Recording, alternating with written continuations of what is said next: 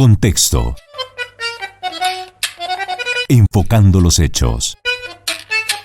Invitada especial, María Camila Mosquera. Dirige Enrique Saavedra. Damos un saludo cordial a los oyentes de Contexto. El día de hoy vamos a hablar sobre el impacto en las finanzas públicas del paquete o las medidas de salvamento económico que ha decretado el gobierno nacional para enfrentar la contingencia del COVID-19. Le doy un saludo muy especial a la economista María Camila Mosquera Castro. Ella es economista de la Universidad del Tolima con especialización en gerencia estratégica de proyectos y magíster en economía de la Universidad Nacional de Colombia. Bienvenida, María Camila. Muy buenos días, Enrique. Muchísimas gracias por la invitación y buenos días también a todas las personas que nos están escuchando en este momento. El tema que nos interesa abordar precisamente es el hueco fiscal o el déficit que tendrá que enfrentar el gobierno para atender estas medidas, porque se ve forzado a impulsar y promover la economía y eso implica destinar unos recursos adicionales. Algunos expertos han calculado que este paquete de medidas podría costar hasta 50 billones de pesos, que es un porcentaje importante del presupuesto general de la nación y del Producto Interno Bruto del país. Este dinero en el corto plazo se tiene que conseguir de alguna manera para poder enfrentar la situación y que la economía no sufra un daño peor del que puede sufrir, pero en el mediano y en el largo plazo hay que mirar las medidas de equilibrio fiscal para que el país pueda seguir siendo viable. Entonces lo primero que yo quisiera preguntarle es ¿qué fuentes de financiación puede encontrar el gobierno para ponerle frente a esta situación y poderla asumir de manera correcta sin poner al país o someterlo a un riesgo en las próximas vigencias fiscales? Miremos todos los escenarios. Bueno, pues realmente el gobierno ha sido muy juicioso a la hora de implementar políticas fiscales y políticas monetarias que han sido recomendación de los organismos multilaterales. Eso ha hecho que Colombia no sea tan frágil en estos momentos de incertidumbre y en esta recesión económica. El Banco de la República, en una entrevista esta semana, mostraba y comentaba que posiblemente los peores estragos de esta crisis la íbamos a ver en este segundo trimestre. Y es que el gobierno lo que busca es estabilizar los tres agregados económicos que nosotros conocemos: el desempleo, el PIB y la inflación. Todo lo que tiene que ver en cuanto a política fiscal y política económica van en vía de estabilizar esos tres agregados económicos. Entonces, en cuanto a política fiscal, digamos, lo que está en poder del gobierno, tenemos varias alternativas. Por un lado, o podemos aumentar el gasto público o por otro lado se puede disminuir los impuestos. Esas dos estrategias van en la misma dirección y es dinamizar la economía. Pero digamos que a corto plazo las medidas van encaminadas simplemente a estrategias de emergencia. Entonces, el gobierno lo que está haciendo es invertir en la salud para que la capacidad de unidades de cuidados intensivos no lleguen a su tope, que las personas tengan todos los implementos necesarios para poder atender a todos los enfermos por esta pandemia. Y por otro lado, las medidas económicas están encaminadas a darle un ingreso a las personas que en estos momentos no tienen cómo generarlo. Entonces, ¿de dónde el gobierno está sacando ese dinero? El gobierno pues tenía sus propios ahorros, pidió una gran cantidad de dinero al Fondo Monetario Internacional. Me parecía curioso el hecho de que solamente países como Colombia y México tenían la posibilidad de poder acceder a créditos con una tasa muy baja también al mismo Fondo Monetario Internacional, solo en casos de catástrofes o de situaciones inesperadas como en este caso. Entonces, digamos que por ese lado el gobierno está intentando recoger dinero para poder invertir en la economía. ¿Qué fuentes de financiación para el equilibrio fiscal tiene el gobierno? Necesitamos sacar un presupuesto adicional, una partida adicional de dinero. Usted nos decía que Colombia, por el manejo fiscal de los últimos años, pues está bien calificada, por ejemplo, para emitir bonos de deuda con unos intereses que para el país no son tan altos, pero también podría ser un acuerdo con el Banco de la República o el banco emisor para la emisión monetaria con unos títulos de deuda bajo los cuales pueda recibir un ingreso, o finalmente seguir con la política de venta de activos públicos y poder privatizar alguna de las empresas o inversiones en las que el gobierno tiene propiedad. Estamos hablando de los 50 billones de déficit, pero por lo menos parte de allí que pueda salir de esas fuentes, de todo ese abanico o quizás otras opciones. ¿Qué podría hacer un gobierno en este momento sensato para generar esa fuente adicional de recursos? Pues Enrique, cuando de emergencia se trata, el gobierno y el Banco de la República deben trabajar mancomunadamente. Entonces, en este caso, el Banco de la República, que es nuestro banco central, es el encargado de la política monetaria y ellos pueden implementar una política monetaria o expansiva, que es inyectarle dinero, liquidez a la economía, o contractiva. En este caso, es claro que el Banco de la República ha implementado medidas para expandir la liquidez que hay en la economía y el Banco Central lo puede hacer por medio de 3 instrumentos y 3 mecanismos. Entonces lo puede hacer por medio de operaciones de mercado abierto, lo puede hacer manipulando la tasa de intervención y lo puede hacer por medio de la tasa de encaje. Hemos visto en el último mes que el Banco de la República ha sido muy laxo porque disminuyó en 3 puntos porcentuales el requisito de encaje sobre las exigibilidades, cuyo porcentaje del encaje requerido actual era del 11% para las cuentas corrientes y cuentas de ahorro y ahora pasa al 8%. ¿Qué implicaciones o qué impactos tiene eso en la economía? Un impacto muy claro y muy específico, sobre todo a la hora de inyectarle liquidez a largo plazo, porque lo que hace la tasa de encaje es decirle a los bancos comerciales, bueno, de todos los depósitos, ahora ya no van a guardar el 11%, sino que ahora solamente van a guardar el 8%. Y en cuanto a los CDTs menores a 18 meses, el encaje bancario bajó del 4,5 al 3,5. Entonces, de todos los depósitos de los CDTs, ahora solamente van a guardar en liquidez 3,5%. ¿Qué hace el resto? El banco comercial, pues lo que hace es inyectarlo a la economía por medio de préstamos. Lo mismo hizo con la tasa de intervención, que fue un poco polémico porque nos dimos cuenta que bajó a tasas históricas en lo que es la historia moderna de Colombia y ahora se ubica en un 2,75% de esa tasa de intervención. Entonces, lo que intenta hacer el Banco de la República es inyectarle dinero a la economía, pero aquí es cuando algunos economistas alarmamos y decimos, esperen, por favor, seamos prudentes porque no queremos caer en lo que Keynes denominaba la trampa de liquidez, y es que es cuando las tasas de interés bajan tanto que las personas y las empresas lo que hacen es guardar ese dinero, entonces compran dinero barato creyendo que las tasas en un futuro van a incrementar para luego ponerlo a tasas más altas y ganar una rentabilidad. Entonces, lo que se le recomienda al Banco de la República es, ok, sí, está perfecto, tenemos que inyectarle dinero a la economía porque de la única manera en que la producción se incrementa, podemos bajar las tasas de desempleo, es incrementando la demanda y de la manera en que podemos incrementando la demanda es incrementando el consumo. ¿Y cómo podemos incrementar el consumo? Pues que la gente tenga dinero. ¿Y cómo puede la gente tener dinero? Pues que haya dinero en la economía. Es de la única manera.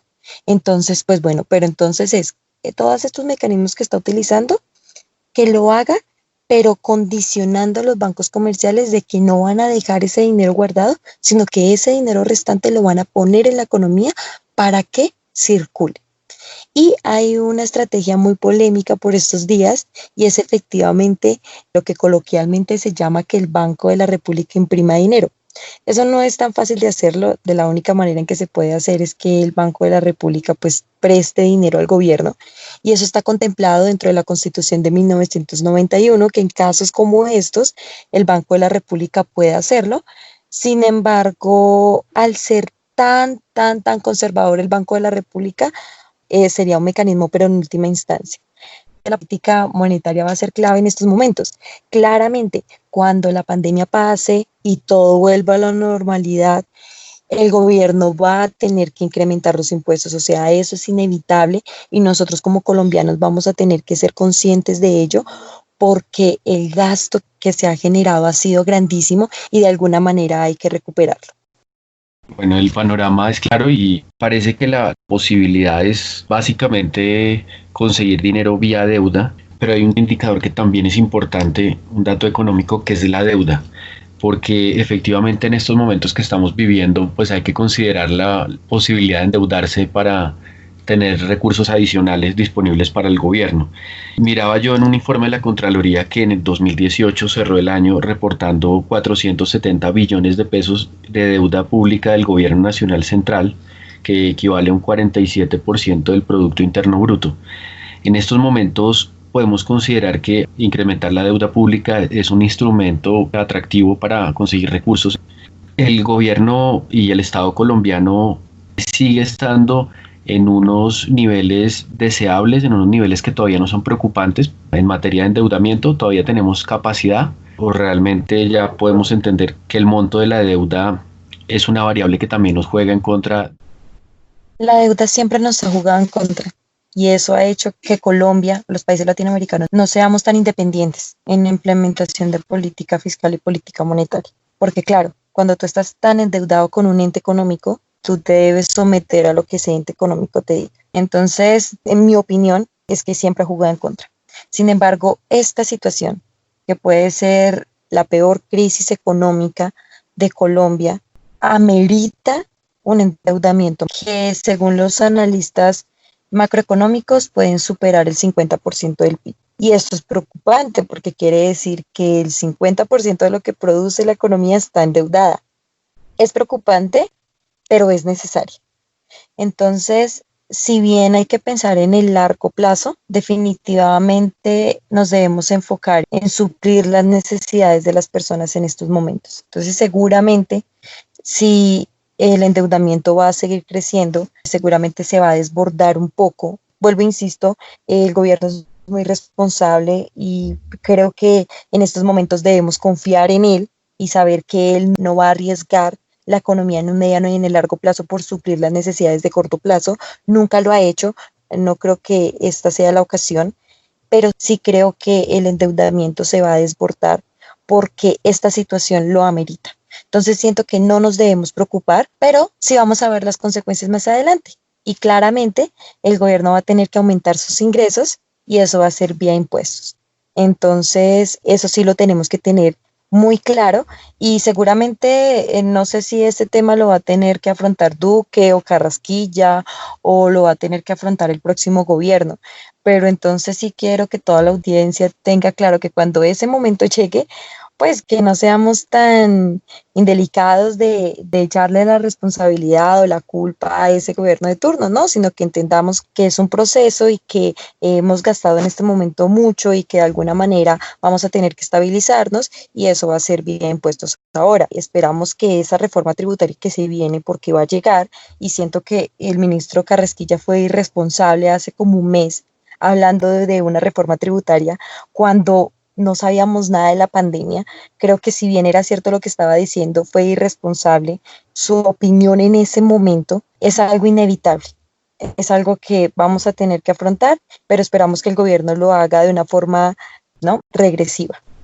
Camila, en su opinión, con este déficit, ¿tenemos cómo en el mediano plazo, con el manejo macroeconómico, revertir, digamos, ese impacto que en el presupuesto y en la planeación macroeconómica va a generar el conseguir unos recursos urgentes para enfrentar la crisis, además de la reforma tributaria que se puede venir después de que logre atenderse la contingencia? Deben venir, me imagino, también unas medidas de descenso del gasto público, eliminar una inversión que no sea prioritaria. Normalmente ahí termina pagando proyectos como infraestructura, que son importantes, pero de pronto no son los más urgentes. ¿De qué más debe venirse acompañado, además de la reforma tributaria? Y uno piensa en un plan de austeridad para que pueda volverse a equilibrar la proyección del marco fiscal de mediano plazo después de esta situación del COVID. Claro, y lo que usted dice, Enrique, es clave. Una vez pase la pandemia, el gobierno tiene que entrar a abrocharse literal el cinturón. Y eso implica bajar gastos en publicidad, bajar gastos en seguridad, eliminar precisamente esos gastos que son totalmente innecesarios, controlar la corrupción, porque nosotros sabemos que muchos recursos se desvían por toda esta pandemia literal que nos ha quedado toda la vida a Colombia, y es el tema de la corrupción. Entonces, en pocas palabras, el gobierno se va a tener que abrochar el cinturón. ¿Qué es lo que ocurre y qué es lo que personalmente me preocupa? Que cuando el gobierno implementa una serie de ayudas a la población, quitarlas es muy difícil. Entonces, ahorita el gobierno implementó lo que se llama el ingreso solidario. Quitar eso va a ser muy difícil.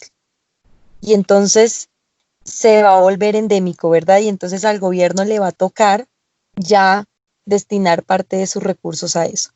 ¿Qué sectores se van a ver afectados por el tema de la austeridad en el que el gobierno va a tener que entrar? Yo me imagino que el gobierno va a tener que desviar su interés por el tema de la economía naranja y va a tener que quitarle recursos a esa parte, claramente a ciencia y tecnología, como siempre lo ha hecho, que en estos momentos debería ser un motor, pero seguramente no va a ser la prioridad para el gobierno, porque nunca lo ha sido. Entonces, en esta ocasión, claramente también nos van a recortar por esa vía. Seguramente van a llegar recortes a educación, a salud. Todos los sectores se van a ver afectados porque el gobierno de alguna manera va a tener que recuperar ese dinero y no solamente eso, mejorar la imagen del país ante el mundo, porque es de la única manera en que va a poder llegar inversión extranjera. Y no solamente eso, sino que vamos a poder subir la calificación para que nos puedan seguir prestando dinero, porque ahorita nos están prestando dinero por la emergencia, pero seguramente después vamos a necesitar más dinero. Yo soy muy partidaria de que el gobierno sea juicioso con sus políticas, pero también que se enfoque en la calidad de vida de las personas. Y si eso implica que no cumplamos la regla fiscal y si eso implica que no a cabalidad, ¿no? Porque tampoco podemos desproporcionarnos, pero si eso implica que tengamos que hacer algunas reestructuraciones en términos de deuda, en términos de intereses, en lo que sea, se debe hacer. ¿Por qué? Porque el Estado trabaja para nosotros, nos debe asegurar una calidad de vida suficientemente estable. Y después de esto va a ser muy difícil poderla lograr si el gobierno no está de parte de nosotros. Entonces, yo sí creo que el gobierno debe ser muy juicioso, pero debe lograr un equilibrio para que al menos podamos llegar a una calidad de vida de la que teníamos el año pasado. Porque nos hemos dado cuenta por las cifras que en términos de empleo retrocedimos 15 años, en términos de pobreza hemos retrocedido 20 años y recuperarnos va a ser muy, muy difícil si el gobierno no está de parte del pueblo. ¿Cuál es el impacto de que las finanzas de cualquier estado, algunos que han manejado de manera no tan responsable su situación de déficit en las finanzas públicas, qué riesgos en el corto plazo y en el largo plazo podrían llegar a enfrentar? O sea, porque es importante no solo afrontar la discusión de las medidas de salvamento económico, de programas sociales para que la población no quede desprotegida, pero también mirar la perspectiva de no generar de pronto situaciones que puedan ser riesgosas en materia de déficit fiscal y de unas finanzas públicas no sanas. Porque es importante también tener ese referente que de pronto la gente es lo que menos está pensando. La gente muchas veces piensa en lo más urgente, pero ¿por qué también un gobierno tiene que hacerlo en un marco de responsabilidad fiscal? Claro, no solamente en un marco de responsabilidad fiscal, sino también de emisión monetaria. Y no nos vamos a ir a extremos como Venezuela, porque pues claramente Maduro fue muy irresponsable en el manejo de las finanzas públicas y la emisión de dinero. Pensó seguramente que esos billetes pues no iban a repercutir en la economía y pues fíjese hoy en día los índices de inflación, de desempleo, de pobreza que hay en Venezuela, ¿verdad? Pero no nos vamos a ir tan al extremo porque Venezuela es un caso totalmente atípico. Sin embargo, lo mencionaba anteriormente Enrique, si bien el gobierno debe estar de parte de la población, debe ser también muy juicioso porque el primer impacto y la primera amenaza es que el exterior nos dé la espalda. Y es que Colombia es dependiente del comercio exterior. Y ese es uno de los problemas, que también sería, que más que problema sería una oportunidad, pero eso ya depende del gobierno de turno, ¿verdad? Pero ese es el primer impacto, que países internacionales nos den la espalda al bajarnos la calificación por medio de las calificadoras de riesgo, claramente, y que esto implique que no podamos tener acceso a recursos internacionales, que no haya inversión extranjera, que también es muy importante en Colombia, y esto deteriore la situación económica en el país. Por otro lado, pues claramente el Banco de la República no puede ponerse a imprimir billetes y prestárselos al gobierno y meterlos a la economía por medio de inversión pública, pues porque eso va a generar de alguna manera en que los precios se incrementen y claramente la calidad de vida disminuya, porque los salarios no aumentan al mismo ritmo en que aumentan los precios. Y entonces si llegáramos a ese escenario, que no creo, porque vuelvo e insisto, el Banco de la República es muy conservador, es muy juicioso, Pero si llegáramos a eso, siendo cortoplacistas, como lo está mencionando Enrique, pues lo que haría sería que con el mismo dinero que tenemos, pues podamos comprar menos cosas, porque nuestro salario pues aumenta en menor proporción de lo que aumentan los precios. Entonces, no creo que lleguemos a ese punto, pero sí me preocupa el hecho de que no podamos recuperar, al menos en un mediano plazo, las condiciones en las que estábamos antes de que iniciara la pandemia, porque no tenemos gran margen de maniobra en cuanto a política fiscal y en cuanto a política monetaria. Ya estábamos muy endeudados, igual teníamos margen, pero no considerable, lo mismo con las tasas de interés. Entonces, recuperarnos va a ser un trabajo arduo y de varios gobiernos. El siguiente tema es la regla fiscal. Esta regla fiscal se introdujo a través del Acto Legislativo 3 de 2011, que estableció más que todo el principio de sostenibilidad fiscal. Ya con la Ley 1473 de 2011 se establece la regla fiscal como una meta de igualar los ingresos del gobierno nacional central con los gastos y fijar una meta en el mediano plazo que consista en que de ninguna manera puedan superar los gastos un 1% del PIB sobre los ingresos. Y esto tiene unas proyecciones bien interesantes. Por ejemplo, si se van a generar nuevos gastos, pues siempre se aten a la disponibilidad de nuevos ingresos en el presupuesto y en crear una política que no sea como se había manejado homeostática o procíclica, sino una política contracíclica. Es decir, que, por ejemplo, lo vemos más que todo en este momento, donde hay situaciones totalmente excepcionales y cuanto mejor esté preparado el gobierno en su política fiscal, pues más va a haber posibilidades de que se tomen unas medidas de esfuerzos fiscales que necesariamente se tienen que tomar y que hay que tener un margen de poder asumir ese esfuerzo. Esto tuvo también sus detractores, ¿no? Que decían esto va a afectar la inversión social, esto va a afectar los derechos fundamentales, aunque ya quedó expreso que los derechos fundamentales y la inversión social no van a verse afectados, pero sí muchos otros proyectos. Desde el punto de vista presupuestario y macroeconómico, este cinturón que se pone el Estado colombiano, que consiste en un compromiso de reducir su déficit, ¿es algo sensato? ¿Es un objetivo que debe perseguir un gobierno? ¿O lo que hace es coartarle las manos al Ejecutivo para enfrentar las diferentes situaciones del ciclo económico? Desde ese punto de vista, ¿la regla fiscal es positiva o de pronto pudo haber sido no tan acertada? Bueno, Enrique, en principio lo que debo decir es que la economía vista desde la macro funciona muy parecido que la economía de las familias. Entonces, si nos preguntamos, ¿será que un banco nos va a prestar si ve que estamos reportados en data de crédito, si ve que estamos sobreendeudados? Puede que no estemos reportados en data de crédito, pero ¿será que un banco nos va a prestar si nuestros gastos superan nuestros ingresos? ¿Cuál será la respuesta? Claramente la respuesta va a ser no, ¿verdad? Porque el banco no va a asumir el riesgo de prestarnos un dinero que seguramente nosotros no vamos a poder devolver porque nuestros ingresos ya antes del crédito han superado nuestros gastos, ¿verdad? Lo mismo pasa en la macro. Esta regla fiscal se creó a partir de la crisis del 2008. No sé si nuestros oyentes la recuerdan, esa gran crisis económica en la historia reciente de la economía mundial, los créditos hipotecarios, la burbuja hipotecaria en Estados Unidos, que obviamente al expandirse por todo el mundo, pues generó recesión en la mayoría de los países. Y entonces, cuando fueron a implementar medidas para la recuperación económica, se dieron cuenta que los países estaban sobreendeudados, que no había manera de poder manejar esta crisis. Entonces, es cuando se crea la regla fiscal. La primera regla fiscal se implementó a mediados del 2009, casi llegando al 2010, y Colombia la adoptó en 2011. Por eso siempre he dicho, Colombia es muy juicioso a la hora de adoptar recomendaciones. Y eso siento que es bueno, ya respondiendo a la pregunta que dice Enrique. Siento que es bueno porque, claro, nos ata, nos amarra, pero es como cuando en la familia o en las finanzas personales nosotros mostramos una ruta, ¿verdad? Entonces, en el mediano, largo plazo, yo me quiero comprar una casa, pero para comprarme una casa necesito ahorrar, qué sé yo, 700.000 pesos mensuales.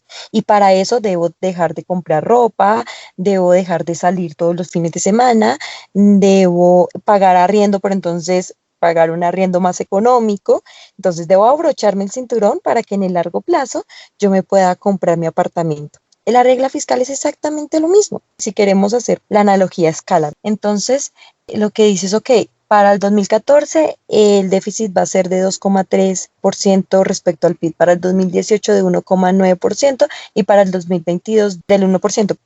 Ahora, no quiere decir que el gobierno tenga que cumplir a cabalidad esa regla fiscal. Claro que la debe cumplir, pero con ciertas excepciones, él puede ser un poco lapso. Es como, haciendo la analogía con la economía de la familia, qué sé yo, me robaron el celular, entonces dentro de mi presupuesto no estaba comprar mi celular, pero bueno, dada la salvedad, voy a destinar tanto dinero de mis ahorros para comprar mi celular porque lo necesito para mi trabajo. Lo mismo pasa en las finanzas del gobierno. Si pasa algo extraordinario, el gobierno tiene la posibilidad de ser un poco flexible en su regla fiscal para poderla cumplir dentro de ciertos márgenes. Y los informes gubernamentales han mostrado que Colombia ha sido muy juicioso y ha podido cumplir su regla fiscal. Y eso ha hecho que esta crisis no nos haya afectado tanto como a otros países de Latinoamérica. Podemos poner un ejemplo, Argentina, que hace 8 o 15 días ya se declaró en default, ¿no? Ya no puede cumplir con sus obligaciones y esto es por no tener un juicio en el manejo de sus finanzas públicas. ¿Qué vamos a hacer o qué va a tocar hacer al país con la regla fiscal? Porque seguramente habrá que reajustarla. El comité de la regla fiscal tendrá que mirar y proyectar a final de este año cuál va a ser los nuevos objetivos o diferirle en el tiempo. La meta del 2,3% estableció para final de este año obviamente no se va a cumplir. Finalmente el plazo seguía siendo el año 2022 donde se quería alcanzar un 1% de déficit de las finanzas públicas sobre el PIB. El inconveniente pues es que ya la ley 1473 definió un periodo de 10 años, tendría que por medio de ley ampliarse este plazo, pero ¿de qué manera se puede reorganizar o reestructurar la regla fiscal? Porque si el déficit fiscal de este año llega a ser incluso por encima del 4%, en el caso de que necesiten endeudarse con los recursos adicionales que necesitaría recibir el gobierno para solventar los paquetes de ayuda económica, pues necesariamente se sale bastante del rango, siquiera cercano a la meta del 2,3.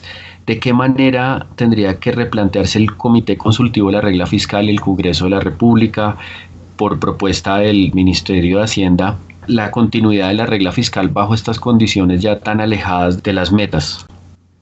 La regla fiscal se debe ampliar porque la meta era del 2022, entonces seguramente van a tener que ampliar la regla fiscal, que estoy segura que el gobierno va a querer continuar con este mecanismo de regulación.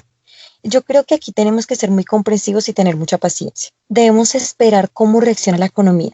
Yo creo que hablar en estos momentos de una reestructuración de la regla fiscal, de hablar de ampliar o disminuir, organizarla, siento que es muy prematuro. Debemos esperar qué ocurre con los agregados económicos. ¿Qué pasa con el desempleo? ¿Qué pasa con la inflación? ¿Qué pasa con el PIB finalizando este año? Ya hay unas proyecciones, pero hay que esperar cómo se comporta, porque fíjese, Enrique, que ni siquiera se ha dado apertura a la economía. Todavía seguimos confinados. Entonces, primero se debe esperar. Ahí es cuando yo hablo de tener paciencia, porque un día de confinamiento es un día en que debemos seguirnos endeudando, en que las finanzas públicas se siguen desbarajustando. Pero también hablo de tener comprensión. Y es que, claro, se proyecta que claramente no se va a poder cumplir con el 1%, ya va en 4%, lo mencionaba usted, Enrique, y se proyecta un 6,6% del PIB. Si esto llegase a ser así, para proyectar unas posibles metas a largo plazo que claramente van a ir encaminadas a disminuir ese déficit, va a ser basado en cómo termine este año, en qué tan frágil, qué tan fuerte terminen las finanzas este año. Una vez se pueda determinar eso con cifras fiables, de ahí en adelante se puede empezar a proyectar. Muchas gracias por habernos compartido estos datos de los principales indicadores económicos. Hemos estado con María Camila Mosquera Castro, ella es economista de la Universidad del Tolima, especialista en gerencia estratégica de proyectos, y magíster en Economía de la Universidad Nacional de Colombia. Además es profesora de Macroeconomía en la Universidad de Cundinamarca. Muy agradecido, María Camila, por la perspectiva del estado de las finanzas públicas en Colombia. Muchísimas gracias a todos ustedes. Gracias, Enrique, nuevamente por la invitación. Aquí termina Contexto. Hasta la próxima.